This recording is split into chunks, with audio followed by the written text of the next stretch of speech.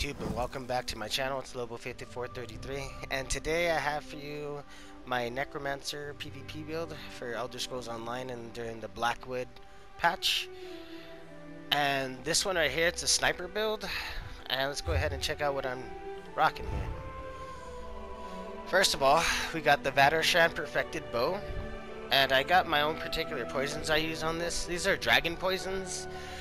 I forget exactly what it's made from, but I know it's dragon blood, dragon bile, and probably like blessed thistle. That's what I'm thinking. That's to absorb the stamina. But yeah, it drains stamina from them and inflicts healing absorption, negating the healing they receive, and also grants me minor heroism, giving me ultimate every 1.5 seconds for 3.5 seconds. So it's like a couple, a little bit of ultimate, you know, and kind of like a defile in a sense, because it's negating their healing. And then the trait we have is sharpened on the bow, and it's perfected point blank snipe set.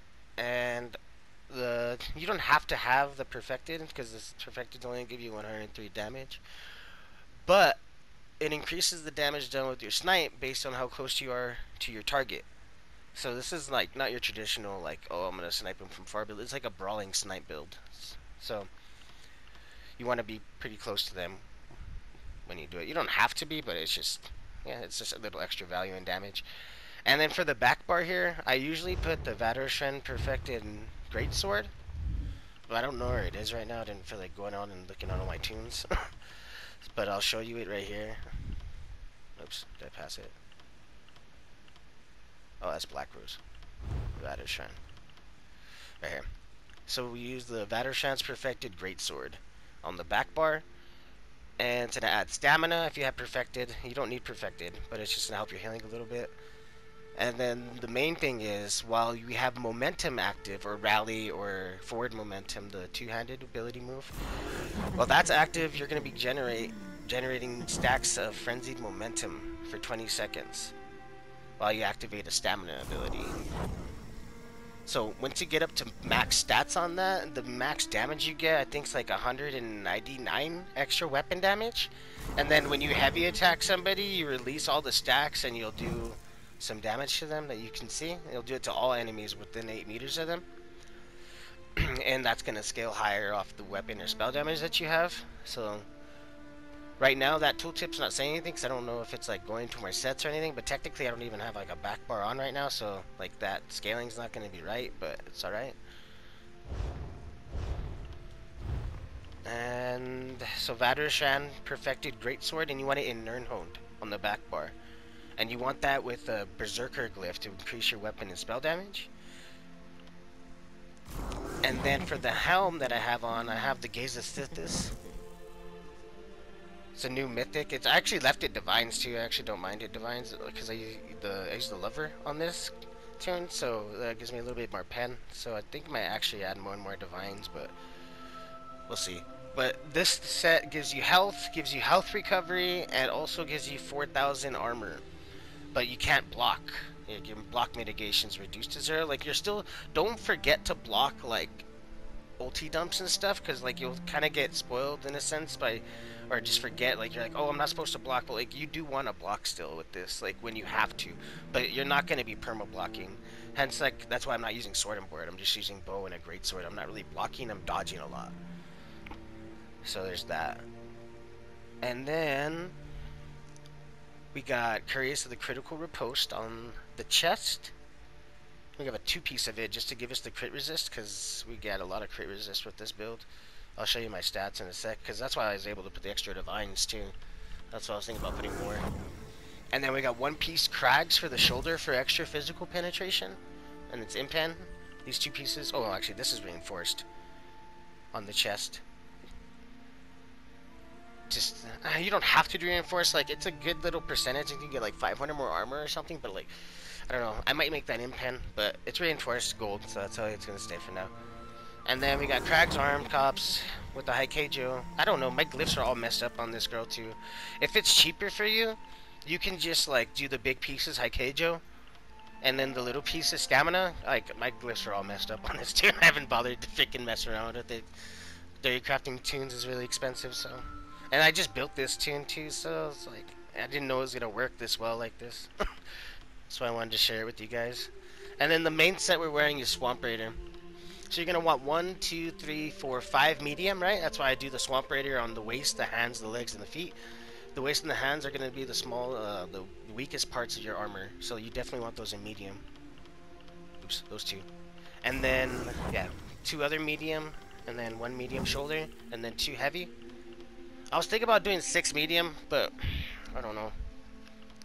It's just hard to give up that armor value, because if you take off a chest or a head, you just lose so much. You're going, you lose a lot. So, as it is what it is, 2 heavy, 5 medium. And then we got the Amulet of Critical Riposte infused. That's the second piece to that chest that we were wearing.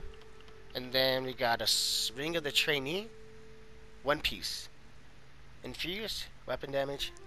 And then a Swamp Raider ring. I didn't transmute this yet. I have transmutes now, so I'm gonna probably transmute this to infuse stam recovery. But the robust was good. It was alright. But you definitely want infused. And that's it for that. Let's go ahead and look at the character sheet real quick. You see I have decent health. I have, even without that stamina glyph, I think I'd be alright too. I'd be like almost at 27 if I changed my glyphs properly. So, that's a good thing. You could do infused on that ring. And then we got almost 31k health. See, like, my stats are all messed up on this chick. I could even them out a lot more to get probably more like an even stat sheet, but it is what it is. 30k health, 27.8k stam, 13.6k mag. Unbuffed right now. Oh man, you're not gonna... I'll throw a rune down. It'll still give me minor force. Or fortitude, minor fortitude. Yeah, minor... What's endurance? Minor endurance for the stam recovery instead of rally. Yeah, so you see that. So it's 24. And then... Alright. 2944 stam recovery on the front bar. With all the buffs up. Which is pretty good. I'll get more once I get that infused ring. That'll be a lot better. You can see our penetration is actually pretty good too. Our base pen is 9,354. And the weapon damage is not the highest right now because I don't have the major brutality buff up without rally. But I could just drink another pot in a sec so you can see the damage with the buff up. If I have it, that'd be convenient. I do. Alright, we can just wait a couple of seconds. But while we're looking at these, I was using tripods a lot, but with this build, you don't want them bashing you while you're sniping, so I use immovability pots. Just anything in movability. Savagery, movability. I think I was using the savagery ones because I don't have crit. Did I put... Oh, I did put it on. Okay, I did put camouflage on Tron. So, I think I was using the health and stamina immovabilities. That's the ones I was using. But extra heal wise, like that's why I put the you could take off the skill to change the potions up, like I was using the savagery immovability. But I don't know, the extra heal you get with the health pot's nice, the health and stam. So let's go ahead and look at our weapon damage though.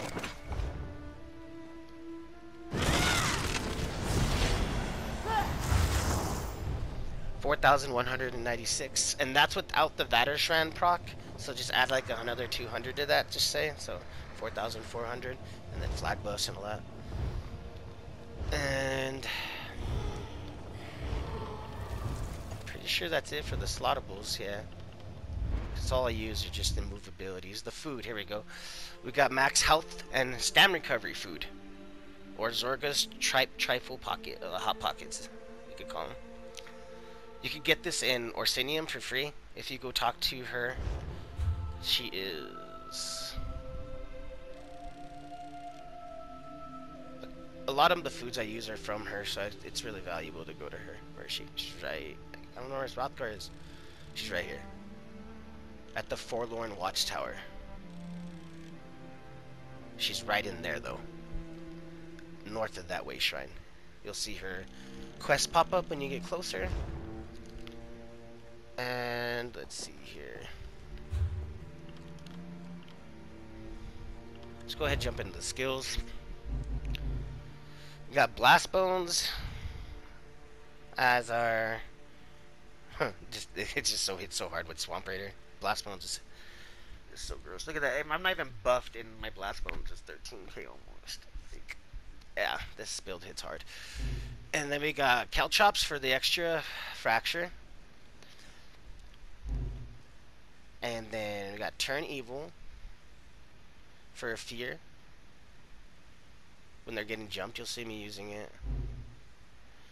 And Lethal Arrow for your spammable. So basically you're just going to go Blast Bones, Caltrops, and then a Lethal Arrow. Or you could just do Blast Bones, Caltrops, a heavy attack, or a fear, and then another Blast Bones and 2 snipes. Those would probably be your best options for your combos. And then just make sure that you keep your defensive buffs up. Of course, I'll show you the defensive things here. And then Camouflage Hunter is the last skill, just for minor berserk and savagery and extra damage on your front bar from the passives from the Fighters Guild. And then we got Pestilent Colossus for ulti on the front bar. And then back bar, got Vampire Lord, Swarming Scion for defensive ult. And then Summoner's Armor, just cost reduction, because we run I run stage 3 Vampire on this build. That's why I'm so tanky. And plus the Gaze of Sithis. And then we do the Spirit Mender for extra tankiness and heal. And then, or Spirit Guardian, sorry. Spirit, you don't do a Mender, do the Guardian. And Resolving Vigor, Mortal Coil for recovery, stamina recovery, and probably the strongest heal over time in the game. And then Forward Momentum for snare removal and to keep up our Vatershan, and also for our buffs. You got a weapon damage buff, and it's really good to keep the immobilizations and snares off you. You could do the heal, but there's no room. Like you could take off the fear, right? And you could put in like snare removal. You could put like Race Against Time, but then you don't have an effective stun. Like it's gonna be rough, I feel. And then you could take I wouldn't take any of this off the back bar. Like I think the snare immunity is more valuable than the heal. And then passives, you just want all two-handed passives, all bow passives.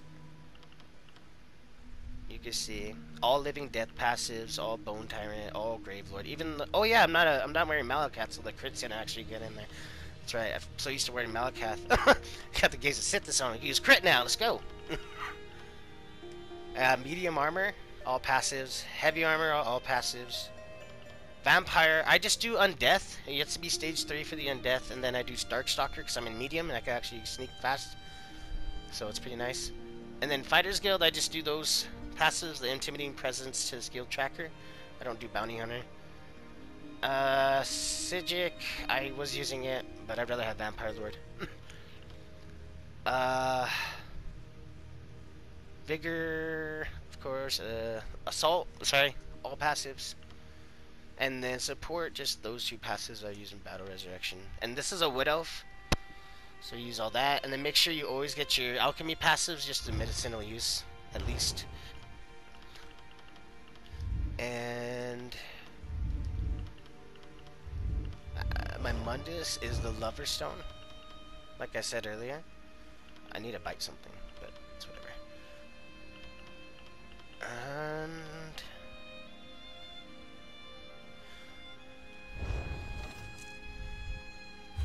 I think that's pretty much it for that. Let's go to the champion points. I use Duelist Rebuff for the slottable. You want to put that at the top, slot that in like this, and then you're gonna go up to Staving Death. You want to put these passives in if you can, but the most important things for now are the slottables. So you can put Resilience. If you can, if you have the CP, put these in. And then same with these. These all gold ones are all passives. This one's a passive too. Nothing over here. This, all passives, gold. Put them in if you can. These I did because I can, because I got so much CP. So don't like, this is a stand build, so you don't even need to put it into this side at all. You want to go to this side, the right side, Battle Mastery and Mighty. and also obviously piercing, because that's for penetration. And then that's it. Just go this way. And then we get deadly aim and master at arms for the slaughterables at the top. And then let's go to the red tree. We got for a slaughterable ironclad, and then rejuvenation, and then slippery, because we're not blocking or anything, and this helps my with the recovery. And you got that on there. And then we use juggernaut because we're using immovables. That makes us even tankier. So yeah, OP. And then passives right here. We want gold passives right here. Another passive you want to fill up.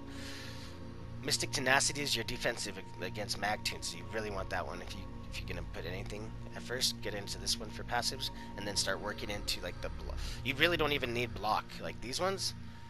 Like if you wanted to, you don't have to put these ones at first. You can go this way, all dodge, roll, and sprinting, and then defense for your passives. And yeah, that's it. Green tree, do whatever you want. I just do mine in the mount to get my mount faster. And then for sneaking, I don't know. I did it for sneaking. Alright, I'm pretty sure that sums it all up here. Got some clips here at the end for you guys to enjoy with the build. If you like it, don't forget to leave a like and subscribe. I'm Lobo5433, and thank you for watching.